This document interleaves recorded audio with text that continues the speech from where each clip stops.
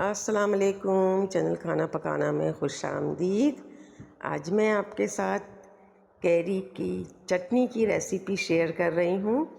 Carry का season है, carry के शरबत, अचार, इस तरह से बहुत सारी चीज़ें, कैरी का मीठा, बहुत सारी चीज़ें बनती हैं। लेकिन यहाँ पर मैं आपको कैरी की चटनी जो कि झटपट से बनती है और घर में सबको बहुत मज़े की लगती है, तो उसकी रेसिपी शेयर कर रही हूँ। इसके लिए मैंने यहाँ पर 500 ग्राम जो है वो कैरी ली है, यानी कि 3 अदद ये मेरे पास कैरी हैं।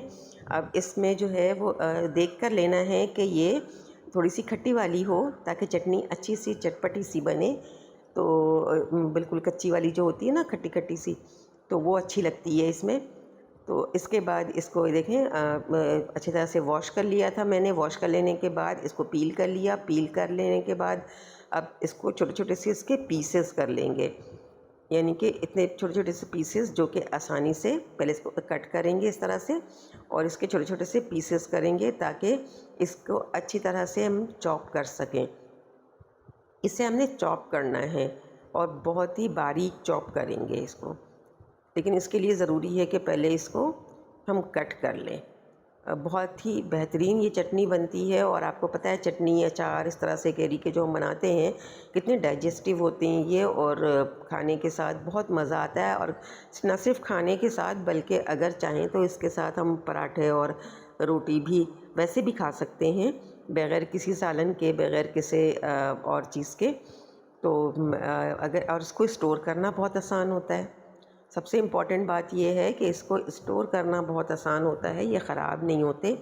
बाहर से हम लेते हैं तो हमें ये चीज़ें प्रिजर्वेटिव के साथ मिलती हैं, जो कि हेल्थ के पॉइंट ऑफ व्यू से सही नहीं है। लेकिन जब हम इसको घर में बनाते हैं इन चीज़ों को, तो हम इसमें इस तरह के किसी भी केमिकल्स का इस्तेमाल नहीं करते, और इसे वैसे ही हम स्टोर करते हैं और ये काफ़ी दिन चल भी जाते हैं। ऐसी भी बात नहीं है, बहुत सारे दिन हम इन्हें रख सकते हैं।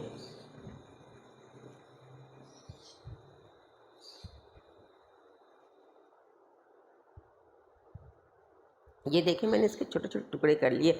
अच्छा, इसमें मैंने क्या किया ना कि इसके साथ मैंने तकरीबन यहाँ पर आप ये समझ लें कि 50 से ग्राम के करीब जो है वो अदरक और लहसुन, 50 ग्राम के करीब अदरक लहसुन को भी मैंने कट कर लिया है। मैं इन सबको मिलाकर चॉप करूँगी इसके साथ ना, मतलब आम के साथ, कैरी के साथ मैं इन सबको भी चॉप करूँगी, ताकि ये और बेनिफिशियल रहे, हमारी हेल्थ के पॉइंट ऑफ व्यू से बेहतर रहे। अदरक आपको पता ही है, वो कच्ची अदरक, और इसके अलावा लहसुन कितना ज़बरदस्त है हमारी हेल्थ के लिए। इसके अलावा जिसमें मसाले जाएंगे, कुटी लाल मिर्चें हैं, थोड़ा सा मैंने इसमें जो है वो लाल मिर्च भी ली है, लेकिन ये लाल मिर्च वो वाली है जो कलर के लिए हम डालेंगे, यानी कश्मीरी लाल मिर्च। इसके अलावा साबित ज़ीरा है, कलौंजी है, हल्दी, ये देखें। अच्छा, इसको मैंने चॉप किया, इन तमाम चीज़ों को, हल्दी, नमक, धनिया, कलौंजी, इसके अलावा इसमें अजवाइन, इसके साथ साबित ज़ीरा थोड़ा सा भुना हुआ हल्का सा, कुटी लाल मिर्चें, तो ये सारी चीज़ें, मैं राई दाना थोड़ा सा मैंने इसमें यूज़ किया है, और मेथी दाना, ये दोनों चीज़ें इसमें हाफ़ टी स्पून है। लेकिन अजवाइन मैंने इसमें तकरीबन 1 टीस्पून ऐड किया है, और कलौंजी भी हाफ़ टी स्पून इसमें मैंने ऐड की है। अच्छा, अब इन सब चीज़ों को मिक्स करेंगे, और मिक्स करने के बाद इसमें मैंने ऐड किया है सरसों का तेल, मस्टर्ड ऑयल, सरसों का तेल इसमें ऐड करेंगे। अच्छा, सरसों का तेल जो है ना, वो अचार के लिए तो लाजमी सरसों का तेल ही होता है। इसे चाहें तो आप पकाकर भी ऐड कर सकते हैं, लेकिन चूंकि मैंने थोड़ी सी चटनी बनाई है और मतलब बहुत ज़्यादा टाइम इसको स्टोर नहीं करना, ये तो वैसे ही ख़त्म हो जाएंगी चटनी इतनी सी, तो मैंने इसलिए जो है वो इसमें सरसों का तेल यूं ही डाल दिया है। लेकिन जब हम अचार बनाते हैं ना, और ज़्यादा क्वांटिटी में बनाते हैं, तो हम तेल को पकाकर इस्तेमाल करते हैं। पकाकर पहले ठंडा करते हैं, उसके बाद उसका इस्तेमाल करते हैं।